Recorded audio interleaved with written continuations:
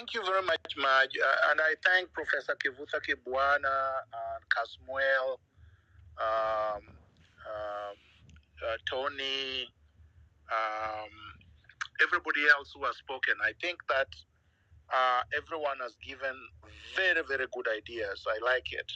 I want to request the whole co-hosts to probably push NATO and Gerotich up there, because I see them down there. They were supposed to be speakers and I don't see them up.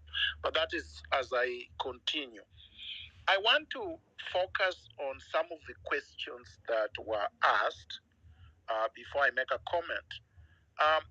The question about the media and whether or not there is something that we can do about the media to make our message, or the movement's message. I say our because this movement clearly cannot belong to any generation. I say that with all due respect, because there is no movement that arises out of a vacuum. All movements arise of social conditions that exist and that have existed historically since Kenya was created or was founded. And that throughout history, Kenyans have struggled for the same social issues that the Gen Zs are currently battling with. So there is no vacuum in the struggle, and there is no vacuum in terms of how this struggle has been fought throughout history. I was talking with Casmuel yesterday, and one of the things that we discussed was there were victims in 1963, 1964, throughout history up to today. So when we are talking about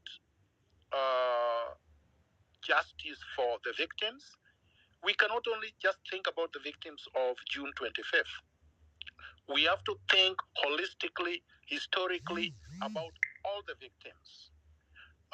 The Pio Pinto Gamas, the Tom Boyers, the Adwings Codex, the Ochukas, and more recently the Musandos, and the ones who died in 2018 when I was arrested, and the youth actually were demonstrating on the streets and many were shot dead. Those people have not obtained justice. Or last year, when ODM was doing Maandamano and many families lost loved ones. We must look at this thing holistically. But coming to the issue of the media, the mainstream media is owned by the people we are fighting against. So let us not be deceived. The Citizen media is owned by Royal Media Group, which is owned by SK Macharia, who was the chairman of the campaign committee of Raila Odinga. So when Raila Odinga joins Ruto in the illegitimate coalition, clearly Citizen will start siding with Raila Odinga and William Ruto. Hence, the mistreatment of Casmuel during yesterday's show. So we have to see this in context. When you look at The Nation, the editorial director of The Nation was paid school fees for by Raila Odinga. He has loyalty to Raila Odinga personally. So you don't expect the Daily Nation to start covering these things in a balanced way.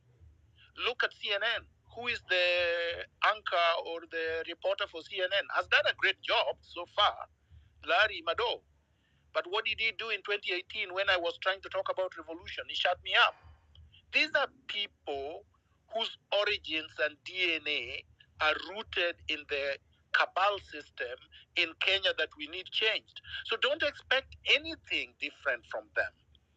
In any event, the social media is currently the leading media in the entire world, accounting for more than 80% of media traffic. So once we dominate the social media and we disseminate our information in the social media, we can disregard the mainstream media.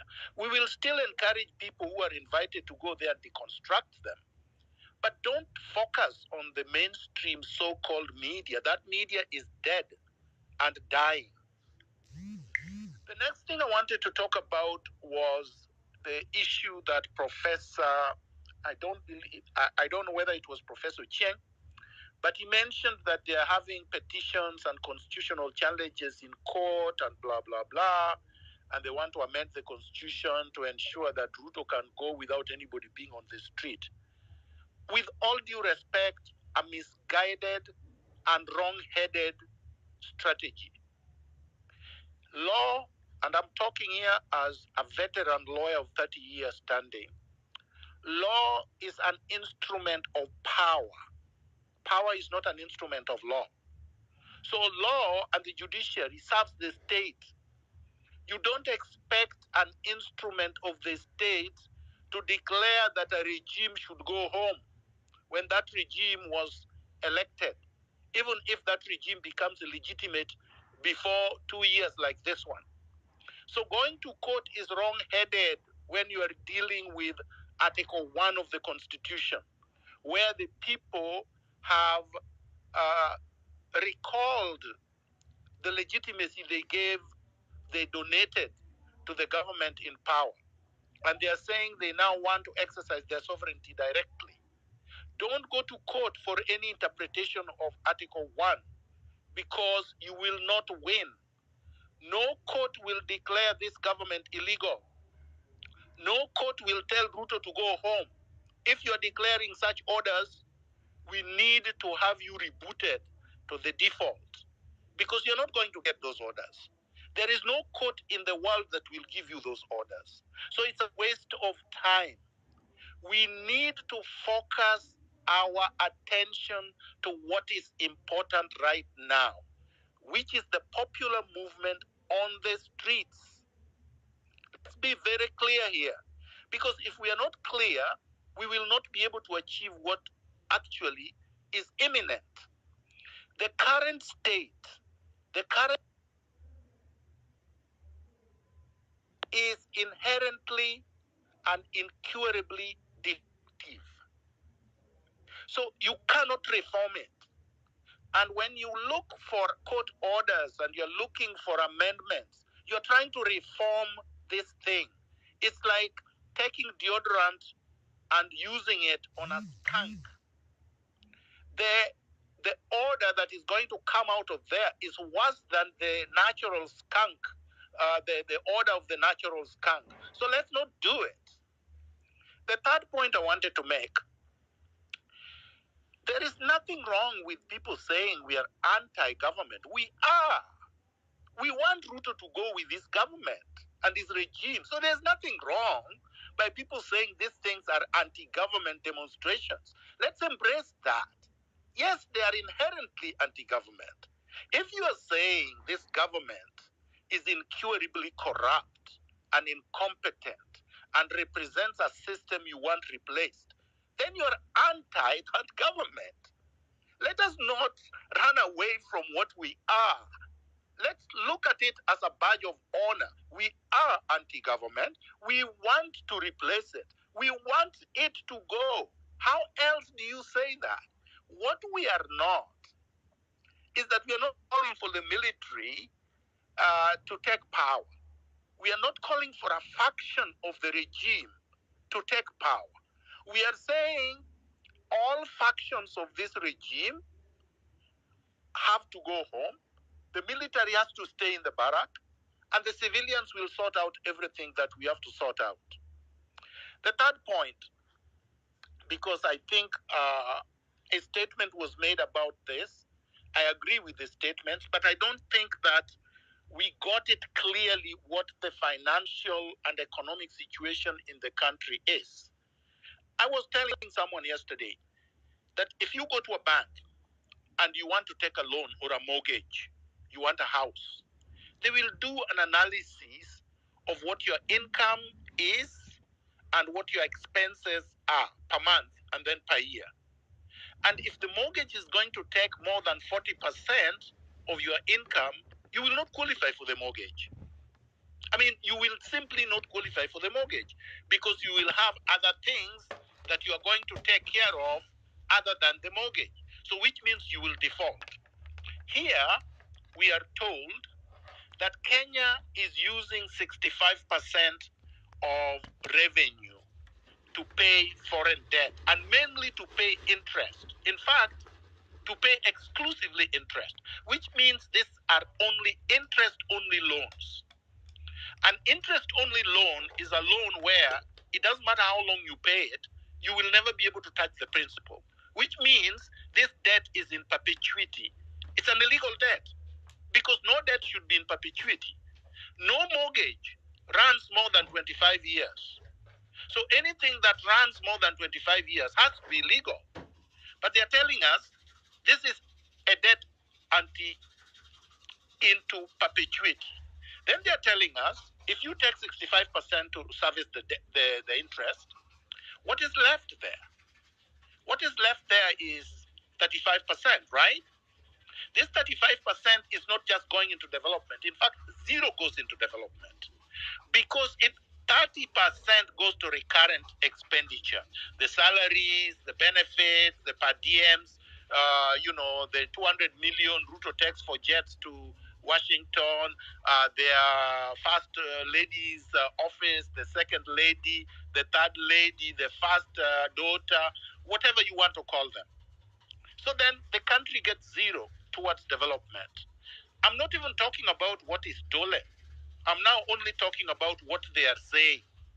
Then you have to account for the 2 billion per month that Despot Uhuru said was being stolen every month from our money. Then you know this is what anarchy looks like. They were saying it is the Gen Zs and the patriotic revolutionaries on the streets that were calling for chaos and anarchy. But what do you call this? This is economic anarchy. Because if you cannot come out of the debt trap and you cannot put any money towards development, then how can this be sustainable? How can anybody say this economy will create jobs? This economy will give us universal health care.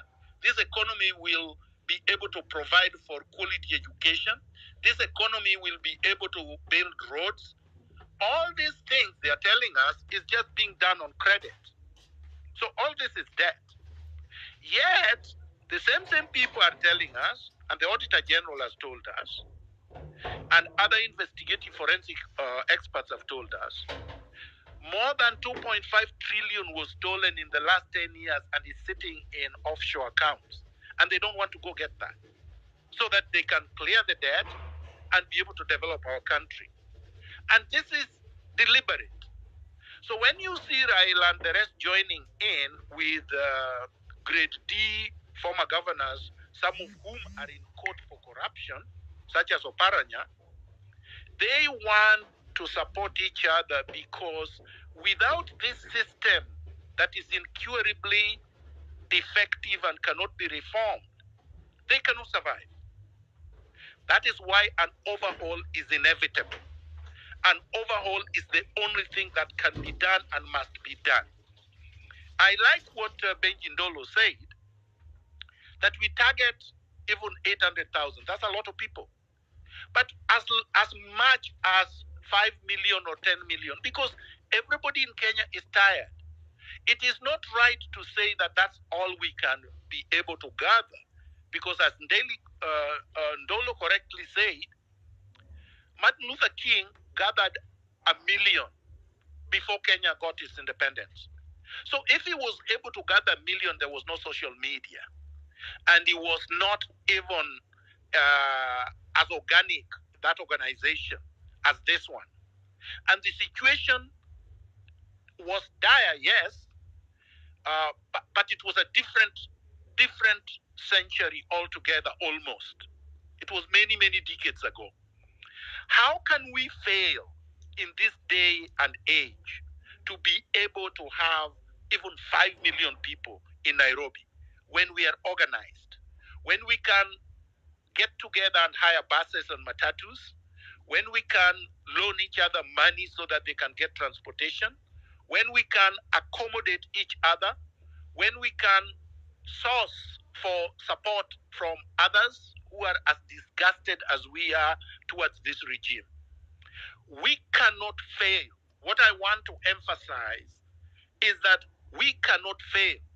And I finish where Marco Ure had finished the last time. He asked the question, how do we ensure that we don't lose more lives? And the answer is simple. If we show up in large numbers, we will not lose any lives because a million people cannot be shot at. A million people can march into State House and Ruto will be nowhere to be seen. A million people is a huge number. So our security is in our numbers. So basically, I'm trying to emphasize that we should do whatever we have to do to mobilize electronically using our social media handles, physically, and whatever way, so that we get these numbers and then we can remove these guys from power. Then we can be able to restructure and overhaul our state. I land there.